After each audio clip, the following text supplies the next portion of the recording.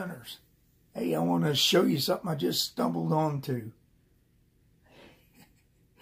Remember the other day when I was showing you the 357s that set down in too far?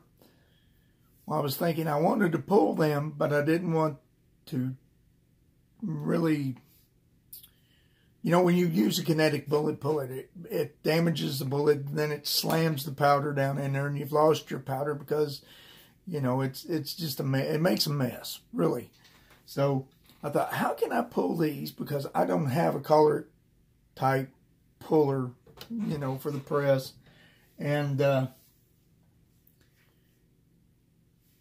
even if I did, it wouldn't clamp on because the part that it would clamp onto was inside the brass. So I got to thinking,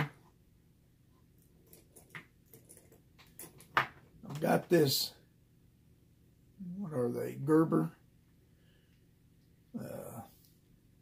multi-tool. And I thought, what if I use it?